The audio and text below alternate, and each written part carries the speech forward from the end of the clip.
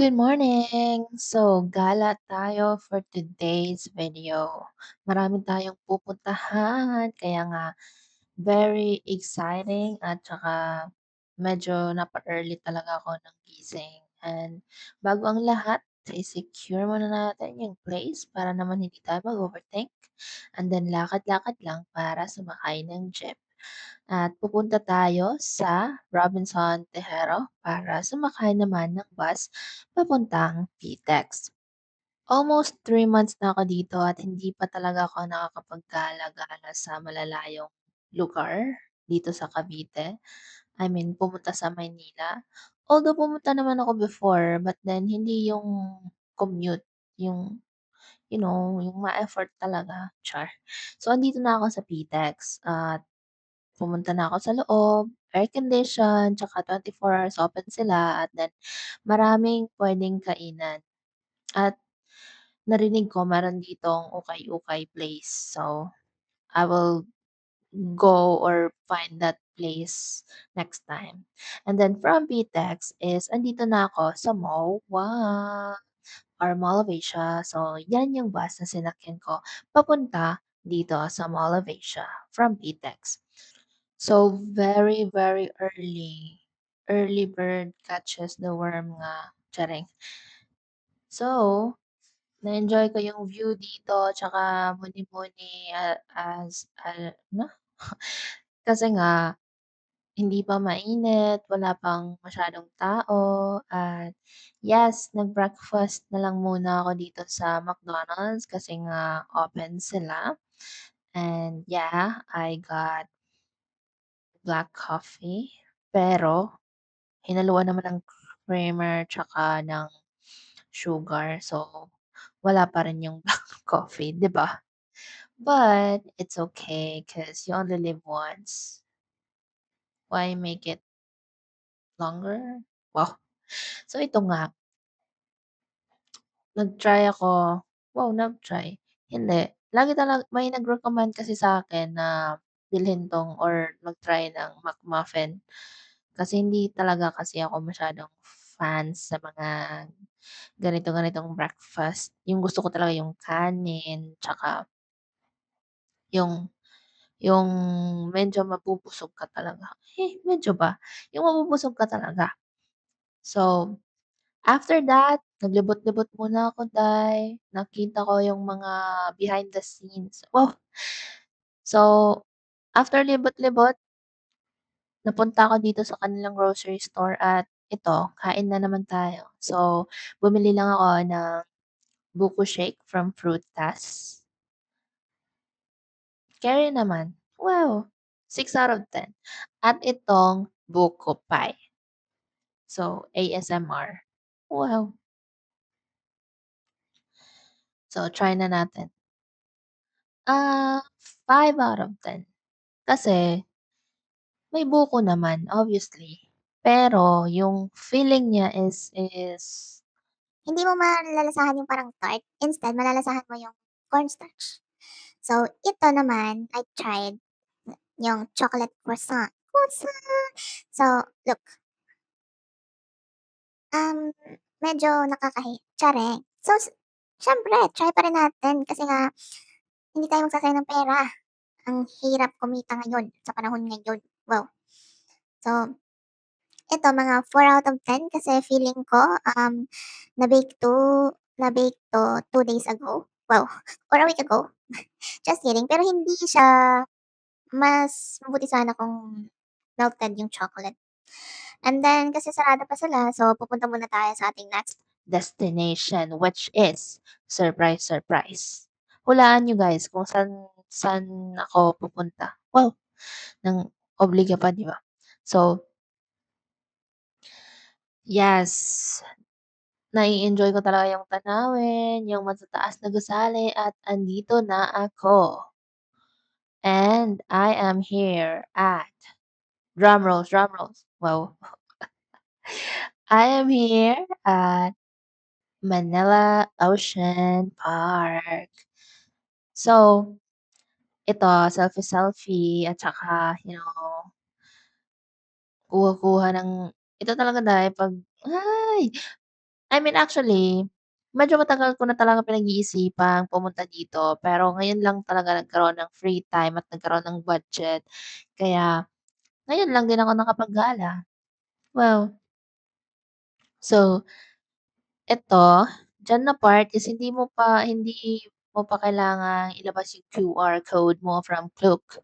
By the way, sa Klook lang ako nag-book ng ticket, in advance. So, 1,000 for 2 for Oceanarium at pinili ko yung partner ng Oceanarium is, Biodome.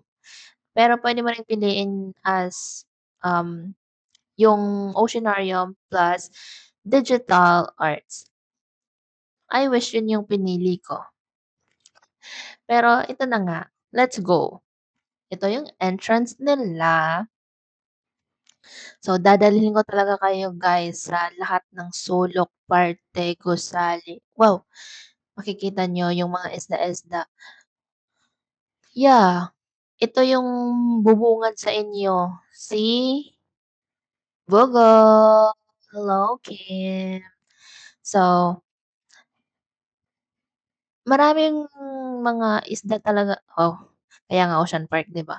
So, iba't ibang isda, magagandang coral reefs, at nakikita ko naman parang hindi naman sila pinapabayaan. Well, paano mo nasabi? Nakatulog na nga ako dito, char. So, yes, at meron sila ditong tilapia, bangos, wow, hindi. Ito akala ko bangos, pero hindi siya bangos. Obviously, yes.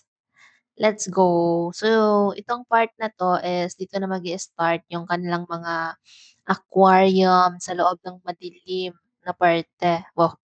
So, ito may ahas-ahas. Hindi ko talaga pasensya na guys, hindi ko talaga tiningnan yung mga pangalan, ng mga isda dito or ng mga eel kasi nga masyadong marami sila day. Kung babasahin ko pa parang feeling ko aabutan talaga ako ng closing remarks. Wow! So, ito papakita ko lang sa inyo yung perspective ko dito para naman makita niyo kung ano yung puwede niyong i-expect kung pupunta kayo dito sa Manila Ocean Park. Magagandang coral reefs, iba't ibang isda, may maliit, malaki, medium, XL, XXL, 2XL, char. So, eto napakaganda ng mga isda nila dito at puwede ring mag-request na magpa-grill. Char! Joke lang. So, itong part na 'to is malalaking aquariums na sila. Yung nauna is medyo maliliit. I mean medyo, medium, char. So, malalaking aquarium na dito at nandito na tayo, malapit na tayo sa pinaka-famous na dome, char. Yung yung expectation, yung palaging nakikita natin sa Facebook, I mean sa iba't ibang, um, yung mga usual pictures ng mga pumupunta dito. So ito na guys, Get this let's stuff go. Oh, ito na isn't siya, in ito me. na, ito na. Char! Yes, maganda Gonna dito get at big on saka the girl who mag has everything. dapat pumili ka Look talaga at ng this timing girl, or ng treasures untold. oras. I How many think wonders it's can really one good never kung know? early ka kasi nga konti pa lang yung tao tsaka makakapag-aura-aura ka pa, hindi pa kayo inners. So, ito na. Lalabas na tayo dito. At meron din silang mga aquarium-aquarium na may mga stuffed toy, na mga ocean life. Well, at meron ding mga malalaking aquarium like this, oceanarium. So, pagtingin mo sa taas, may isda. Sa gilid, sa kaliwa, kanan, may isda. 'Di ba? So, kung isa kang mangingisda, char, kung isa kang mahilig talaga sa isda, this is the best place you can visit. Oh, wow! So, ito, meron din sila ditong mga snack bar. Na puwede kang mag-order. So, aura-aura lang tayo dito kasi medyo may kamahalan yung mga snacks nila dito. So, better magdala ka ng sarili mong snack kasi puwede naman. At sarili mong drinks too, kasi puwede din. So, andito na tayo sa second floor ng 578, wow. So, Yes, ito yung second floor nila.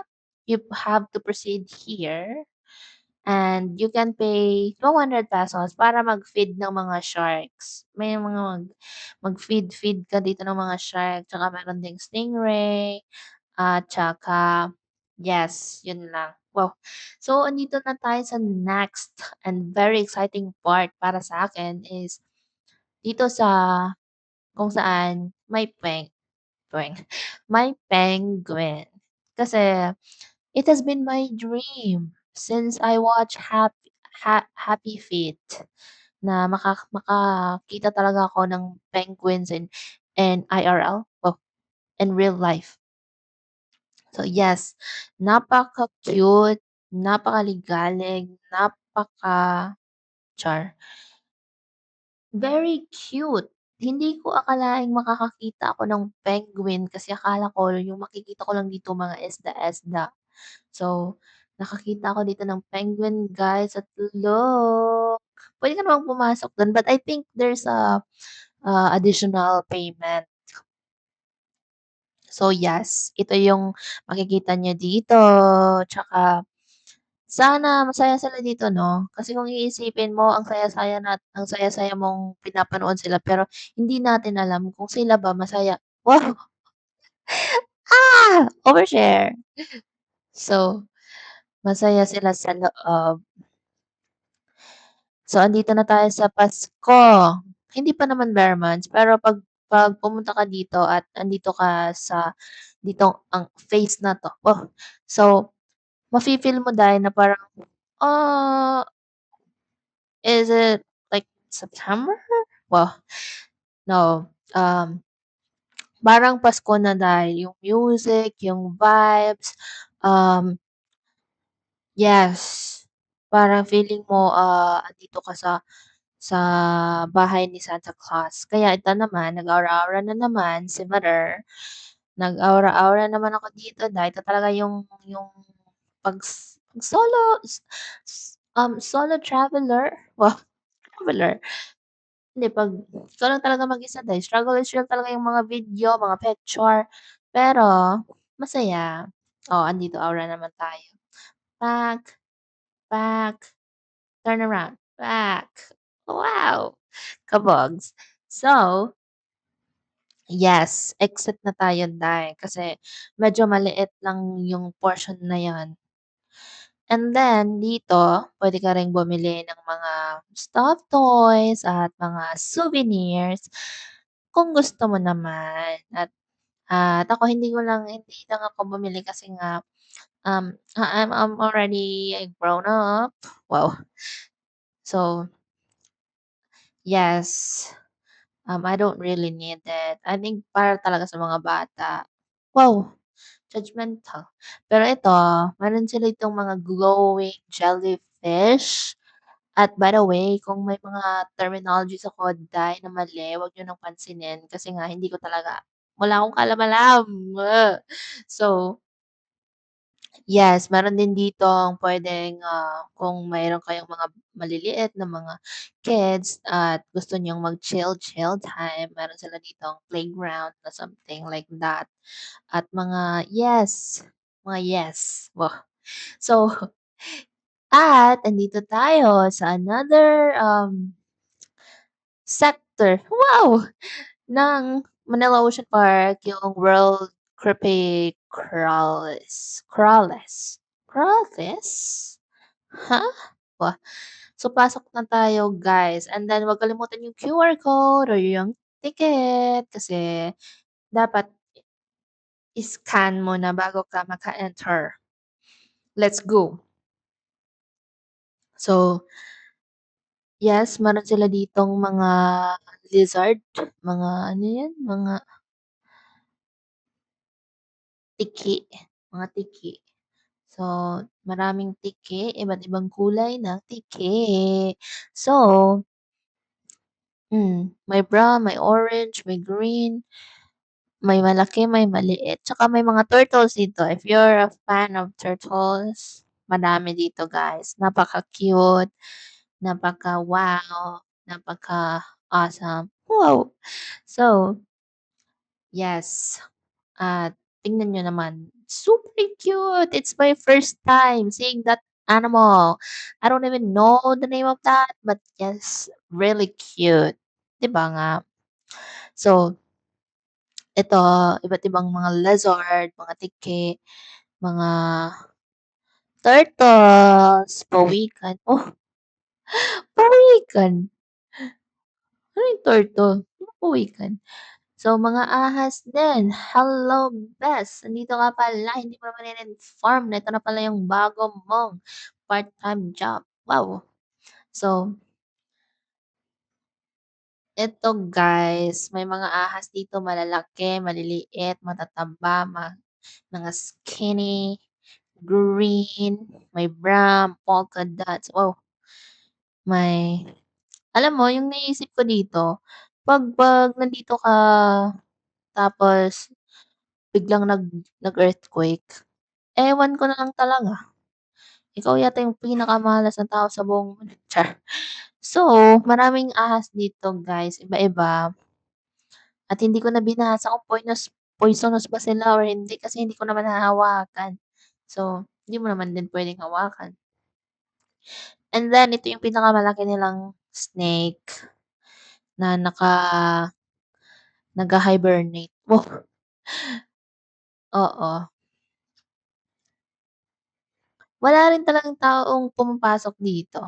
Ewan ko bakit. Pero feeling ko yung iba is nakakaligtaan nila or yung iba hindi nila alam na mayro'n pala or I don't know. And then proceed na tayo dito, nakaabot pa tayo sa kasi may schedule lang 'to, hindi ko na alam kung anong schedule. Pagpunta niyo dito magtanong-tanong kayo kung anong schedule ng Sea Lion Show. Kasi meron lang silang at nagsimula na pala, pero hindi pa yung Sea Lion Show. Yung meron lang silang papahawakan ng mga animals. So, yes, pumili ka ng puwesto at akala ko talaga before is napakalawak ng kasi 'pag yung iba nagte-take ng video, yung video parang feeling mo ang lawak-lawak pero medyo maliit lang pala yung area kung saan may Sea Lion Show. At ito na nga guys, let's go manood tayo ng Sea Lion Show kasi ito rin yung pinaka-purpose ko bakit ako pumunta dito.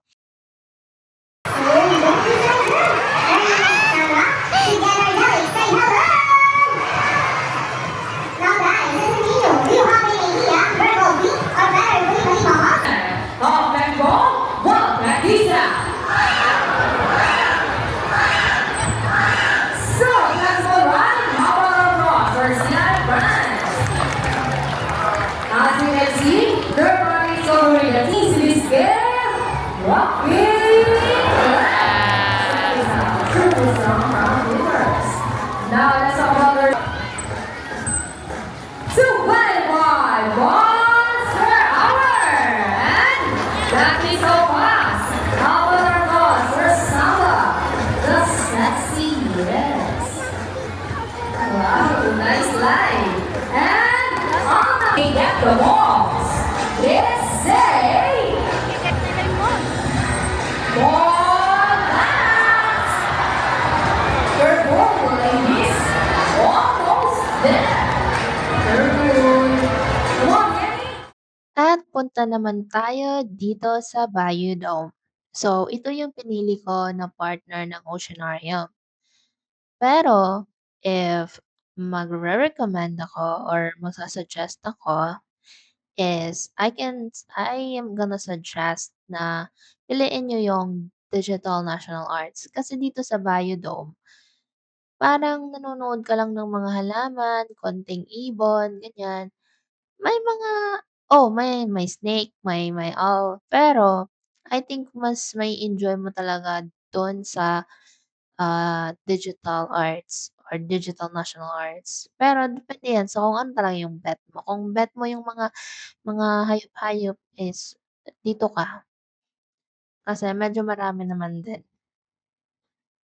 So, ito yung bubungad, meron sila ditong mga bird, duck ba 'to? Um kayo ng bahala. Oh, so para ka lang nasa loob ng greenhouse, parang ganyan. Parang Singapore effect. Wow, as if nakapunta na. Parang yung napapanood ko sa Singapore na airport nila, parang ganyan. Ganyan yung vibes niya. So, lakad lang at makaka-encounter ka ng mga ganitong kortina at yes, maraming ibon dito. Pero nung time na nandun ako is medyo konti lang yung mga bird. Pero malay mo, 'di ba, malay mo marami talaga sila. So, yes, lakad na naman. Lakad-lakad lang until ma-reach natin yung katapusan. Wow, ng mundo. So, take time to appreciate kung gusto mong magmuni-muni, kung gusto mong huminga, pero medyo medyo mainit lang sa loob talaga. Pero makakahinga ka pa naman. So, maganda dito kung gusto mong maglakad-lakad. Tsaka, kung gusto mong bumalik or magpabalik-balik sa kung saan-saan, pwede naman. Kasi, pwede namang bumalik kahit ilang beses.